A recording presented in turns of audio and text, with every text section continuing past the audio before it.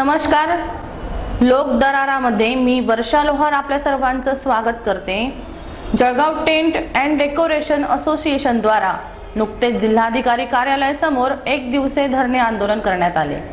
यावेळी टेंट असोसिएशनच्या तर्फे देण्यात आलेल्या निवेदनात म्हटले आहे की कोरोना महामारीत मंगल कार्यालय, लग्न साहित्य पुरवणारे टेंट धारक, कॅटरिंग व्यावसायिक आदींना उपासमारीला सामोरे जावे लागले आहे।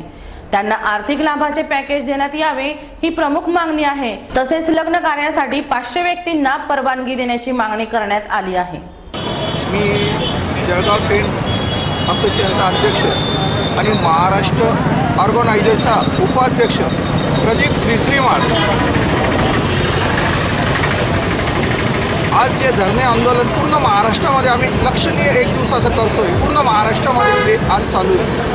ते फक्त याच्यासाठी का लग्न कार्यामध्ये 50 लोकांना जी शासनाने परवानगी दिली ती कमीत कमी 500 लोकांची द्यावी याच्यासाठी हे धरणे आंदोलन केलेलं आहे आणि शासनाने सर्व चालू करून दिलेलं आहे। फक्त आज लग्न कार्य हे बाकी ठेवलेलं आहे। त्यामुळे आम्ही शासनाला अनेक वेळेस शासनाकडे मागणी केली, पण शासनाने 8 महिन्यापासून आमच्याकडे कोणत्याही प्रकारे लक्ष दिले नाही।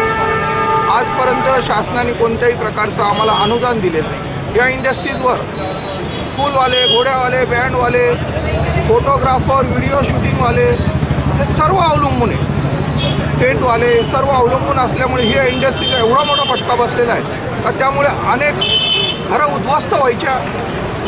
उद्ध्वस्त झालेले।